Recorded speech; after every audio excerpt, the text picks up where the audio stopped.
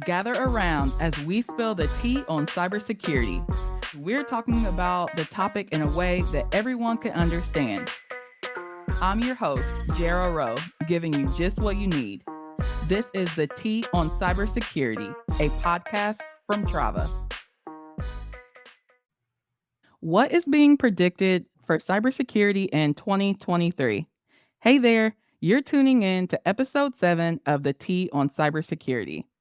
Cybersecurity is one of those industries that is truly ever changing for many reasons. Through hosting this podcast, I have learned that many of those reasons include new technologies or those cyber criminals evolving and finding new ways to infiltrate. But through learning all this information about cybersecurity, it has really got me wondering, what does cybersecurity actually look like in 2023? During this episode of the Tea on Cybersecurity, we will be talking to Trava's CEO and co founder, Jim Goldman, on his 2023 cybersecurity predictions, plus more information.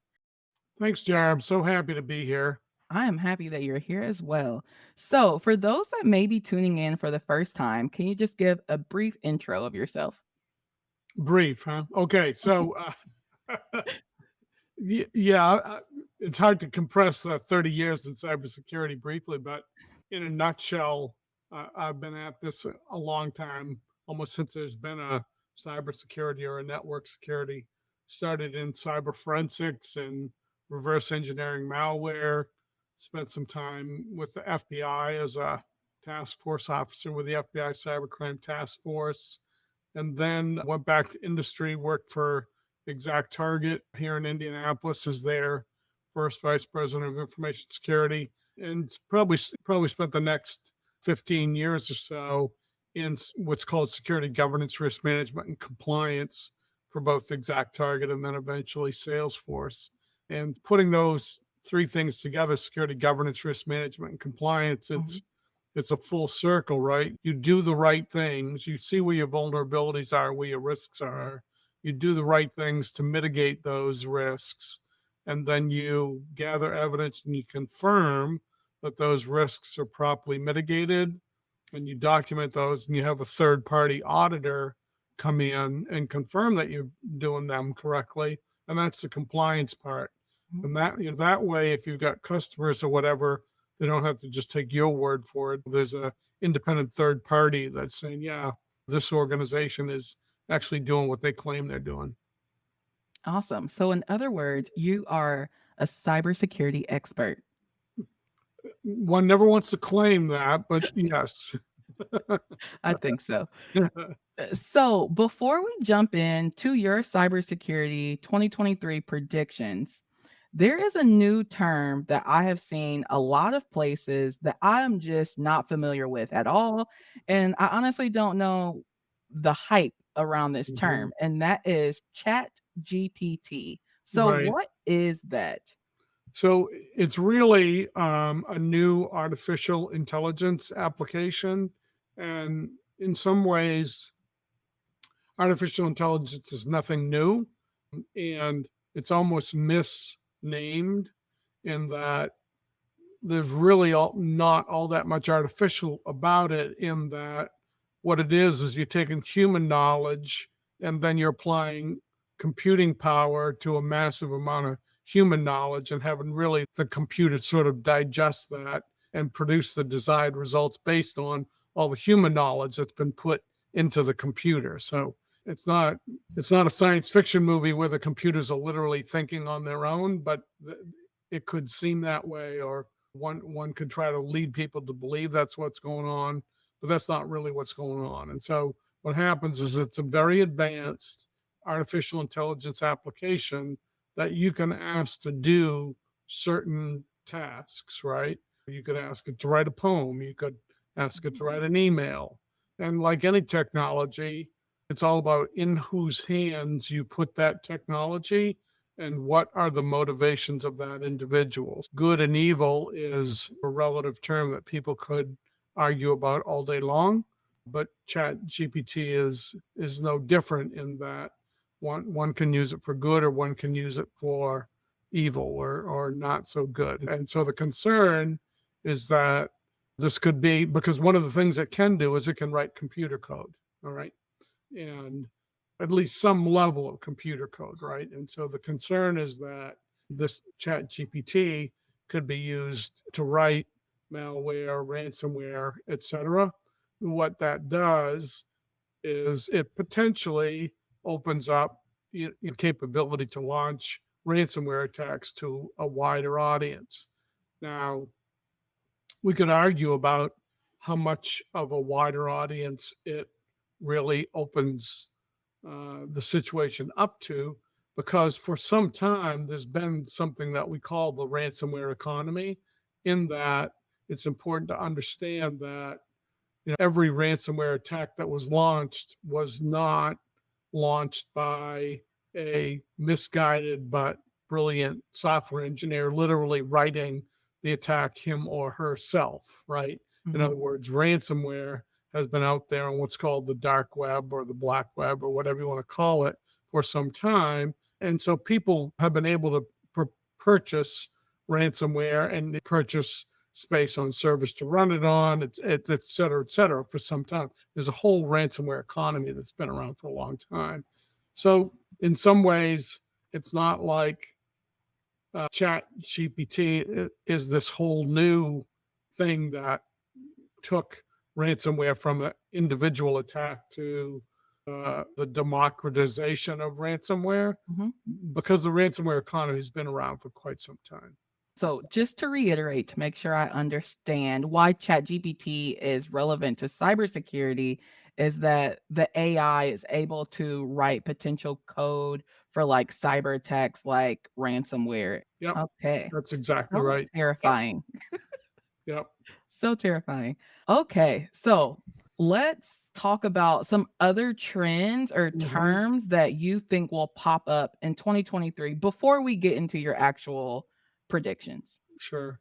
One of the terms or trends that I've heard and that I've seen, and it's almost like a misconception or Mhm. a misguided perception, if you want to look at it that way, is many companies these days, for very good reasons, don't develop their own applications anymore, right? There are so Mhm. many good SaaS applications out there, right? And so then when they want to have a talk with their customers or internally about how secure are you, they say we don't have any problem at all because we're 100% SaaS. Like, we only use other companies' cloud-based applications to run our business. And there's almost like an implication that therefore we don't have to look into it any further than that, right? We're 100% Mhm. secure. That's a bad assumption. It's sort of like therein lies the fallacy right there. Because these days there's more and more of an emphasis on what's called vendor risk management, third party risk management, service provider risk Mhm. management. It's who are these SaaS providers that you're using, whose applications you're using to run your business, and how secure are they, and how secure are those applications. It's almost like there's still a naivete out there, right, Mhm. about that. And I don't mean to make this sound condemning, but there's a lack of responsibility being taken on the part of the businesses using those SaaS applications to actually ask questions and assure that those applications are secure, especially if they're putting their customers' information on them, right? Mhm. It's too easy to say, that's not my problem because I use such and such SaaS application. And that's not true, right? Depending on the company, like you were saying, you take on those issues and openings and things like that, correct? Absolutely right. It's like the moment you accept data from a customer, you have to stop thinking of data as almost like an inanimate object. And it's, if they're giving you their child to take care of, you're responsible for that child, right? Right. You can't say it's not my responsibility because I hired somebody else or whatever. No, no. It's like as soon as they hand over their data for you, at that point, you are responsible for the security of that data, whether it's in an application you designed and you host, or whether you're using this function from this application and this other function from this other application over here. And then you're hosting all that on some cloud environment somewhere. That's why with our customers, we continue to stress the importance of doing scans on your cloud environment, right? Mhm. So people have this naivete. They say everything's on AWS or Azure or GCP, and we know they're secure. And that's true. However, the part that gets overlooked is they're only as secure as the configuration that is the responsibility of the users of those cloud environments. Make sure you're taking it serious, everyone. All right. So, to switch gears just a little bit and to actually get into your predictions for 2023, can you talk to me about what you think the top 3 cyber threats will be for the year? Sure. I think we're going to see a resurgence in ransomware, but and again, this is all crystal ball, just Yeah. based on gut reaction. I think that we're going to see a blurring between ransomware and cyber warfare. The world is in turmoil now. You know what's going on with Russia and Ukraine and North Korea and Iran and China. And I think more and more cyber platforms, it's like ransomware is almost like one weapon in an arsenal of cyber weapons, but the Mhm. battlefield is cyber, if you want to look at it that way. And so I do think that we're going to see an increase in cyber warfare kind of battles, including an increase in ransomware. Partly because in some ways, this is not a difficult concept to understand. You got offense and you got defense, right? And it's partly because many companies, government agencies, public, private, individuals, whatever, they don't take prevention seriously. And it's that old expression: an ounce of prevention is worth a pound of cure, right? Mhm. And so they're not willing to invest in that ounce of prevention. And so as a result, we're gonna see more and more reactive type of stuff, right? This hospital gets shut down, this university gets shut down, et cetera. And it's like, oh my God, the sky's falling. What are we going to do? Well, it's like closing the barn door after the horse has gotten out, right? Mhm. Not to condemn anybody, I get it, but the time to look into the risks and close the barn door and put a better lock on it is before the horse gets out, not after. Just to reiterate, was that 3 different ones, or were we still just on just are we still just on ransomware Yeah. and cyber So warfare? So I think it's more ransomware. It's Mhm. a broadening of ransomware into cyber warfare. And then I think the other one just has to do with this awareness that I was pointing out before, that more companies have to get over the notion that SaaS applications are inherently secure and therefore we don't need to, as long as we're using SaaS applications, we don't need to worry about it. We've already seen examples where a ransomware attack starts at a SaaS application, right? Mhm. And then it uses that one entry point to then attack 100 users or 1,000 users of that application. So whatever we want to call that, a multi-tiered ransomware attack, a multi-tiered cyber attack, I think we're going to see more and more of those. Just wanna make sure I got all of that. So, resurgence of ransomware, Hmm. which will also just lead into cyber warfare as a whole. More broadly, yeah. Mhm. And then for people that use SaaS applications, like, we need to stop assuming that just because we're using them and they're in the cloud that they're secure, and that you should still make sure that measurements are taken to make sure Right. you and your customers are also secure. Exactly, exactly. If you think about protecting a physical asset, how do you do it? Well, you have multiple locks, or you have an outside door and an inside door, right? Well, it's Mhm. the same kind of thing in the cyber world, right? You want to have multiple gateways, multiple places where you can stop an attack closer to how do you shut off access from a SaaS application? Have you even thought about that? Do you know how to do that? Et cetera, et cetera. And then where internally do you drop that second door? That kind of thing. Awesome. So we are talking about how like small businesses typically you don't do all of their own coding because they partner Right. and are customers of SaaS companies. What is one thing that you would predict more small to medium sized business would start doing in 2023 and why? Well, what I hope they would do is start with a risk assessment. And this is something that you and I have talked about on Uh-huh. other podcasts many times before, that don't go spending money trying to fix things unless you know what the problem is. It's like going to the plumbing department of the hardware store and buying a bunch of stuff and you don't even know where the leak in your house is coming from, right? Ex- Not a great analogy, but you get what I'm saying. It's determine exactly where our risks are and then prioritize our spending according to those risks, because small businesses especially cannot afford to waste money, especially in the current economy, right? And Mhm. so they have to take this kind of measured approach and invest wisely. The only way you can invest wisely is to know where your serious cyber risks are and then start to tick down that list. And it's like I always say, Jara, you don't have to be perfectly secure. You just have to be more secure than the next business thing.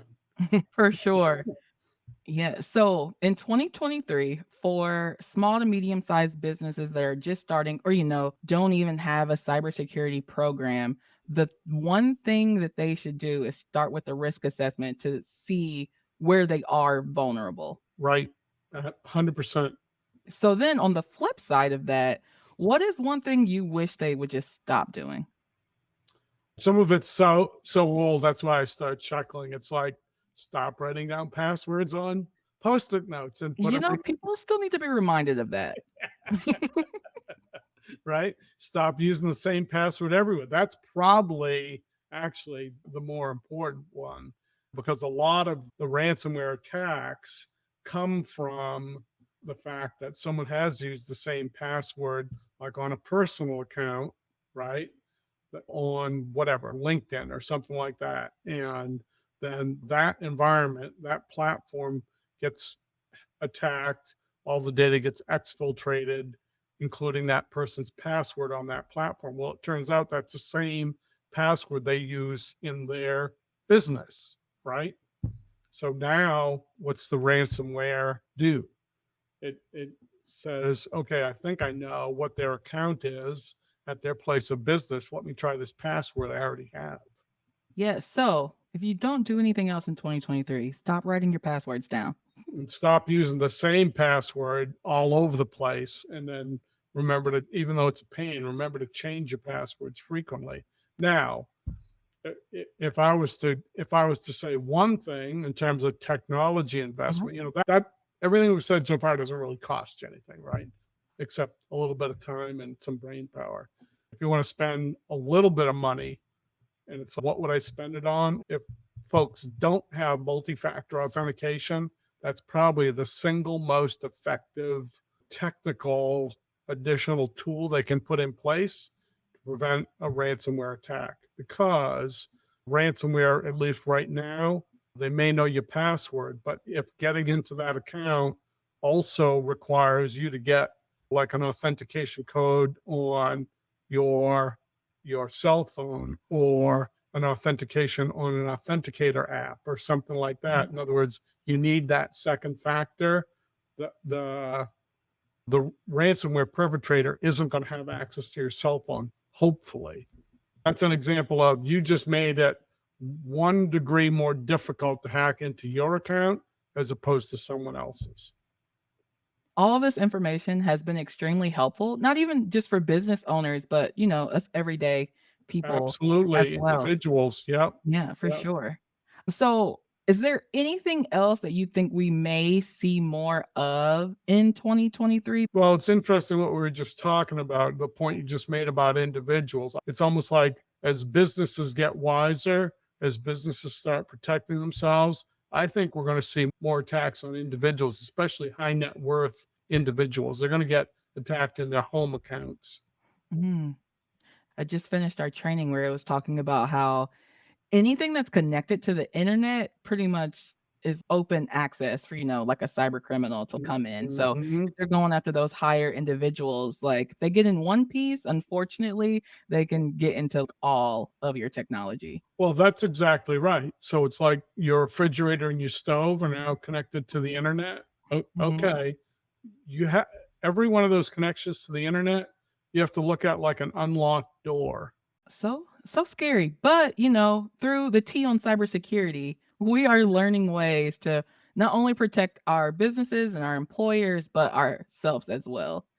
So, Jim, I greatly appreciate your knowledge. And listeners, I hope you stay tuned to Trava as we will come back to see if Jim's 2023 predictions come true or not. Hopefully not the bad ones. Yeah. Now that we have Jim's 2023 cybersecurity predictions, it's time to go over the receipts. The first one is, what is Chat GPT?